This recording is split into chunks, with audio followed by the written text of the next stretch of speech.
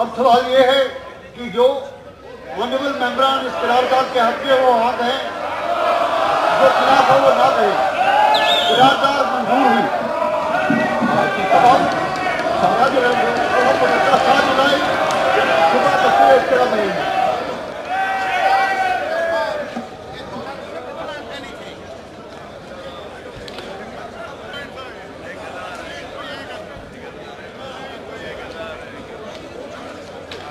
ये सारा प्रोजेक्टेड था, ये मैनिपुलेटेड था और इसको इन्होंने पहले कंसीव किया था और ये बीजेपी के जो ना इनका सेंटर है वहाँ से इनको आया था फरमान, क्योंकि जो भी पॉइंट्स यहाँ मेंबर्स ने उठाया ड्यूरिंग डिस्कशन, एक भी पॉइंट का जवाब नहीं दिया कि जो 101 जो है अमेंडमेंट ऑफ पार्लियामेंट उसको लागू करके ये डिफीट कर रहे हैं यहाँ की फिस्कल ऑटोनॉमी को और आर्टिकल 370 को।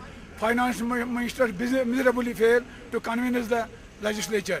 और जो इन्होंने दूसरी बात बताया कि आर्टिकल 370 को ज़्यादा पॉजिटिव और कंस्ट्रक्टिव बनाना है, तो ये बिल्कुल बीजेपी की वो लैंग्वेज है, आरएसएस की लैंग्वेज है, जो चाहते हैं कि आर्टिकल 370 का काम क्या है। नेक्स्ट टारगेट पीडीपी और बीजेपी का आर्टिकल 370 है, इनका जो आज इनकी बातों से पता चला। मेरे ख्याल में ये खुद अपने पाँव पे कुल्हाड़ी मार रहे हैं।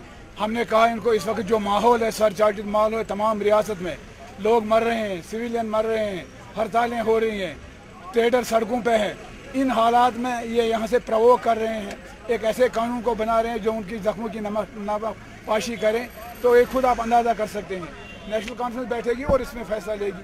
नहीं, हमारी नज़र में ये रेजोल्यूशन जो है जिस ढंग से पेश भी किया गया था, मैंने उस वक्त भी कहा इसमें एम्बिग्यूटी है और इसमें क्लियरिटी नहीं है, और फिर जिस ढंग से उन्होंने लागू करने का ऐलान किया, हमारी राय इसके खिलाफ है। हमने इसके अपोजिशन में खड़े हो गए और हम एहतजाज कर लेंगे हर फोरम में इस रवैये के खिलाफ, इस पॉलिसी के खिलाफ। कि कश्मीर के अवाम में ये खदशा था कि शायद हम जो रियासत का आइन है उसमें कोई तरमीम करने जा रहे हैं।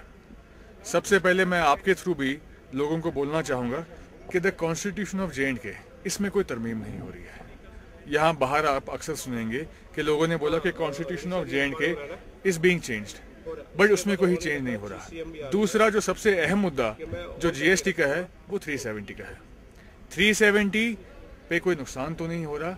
तो जिस तरीके से पिछले 2 दिन से बहस हो रही है, आप लोगों के सामने वाज़ेह तौर पे आ गया है कि 370 will not be affected and the PDP party stands by it that 370 will not be and shall not be affected by the applicability of GST in the state.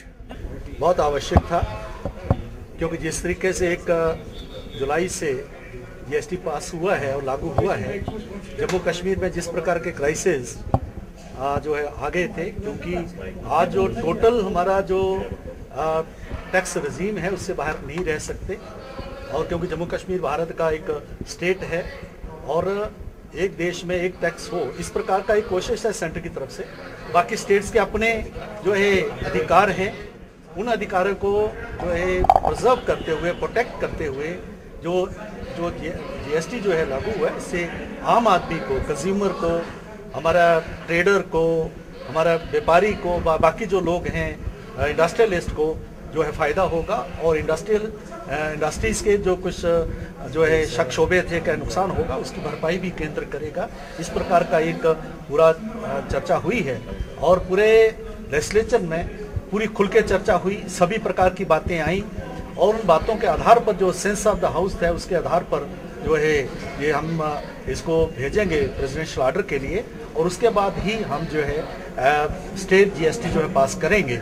और मैं ये अश्योर कर सकता हूँ कि जम्मू कश्मीर को इसका बहुत फ़ायदा होने वाला है, क्योंकि जम्मू कश्मीर जो है एक कंज्यूमर स्टेट है और कंज्यूमर स्टेट को इसका फ़ायदा ज़्यादा है।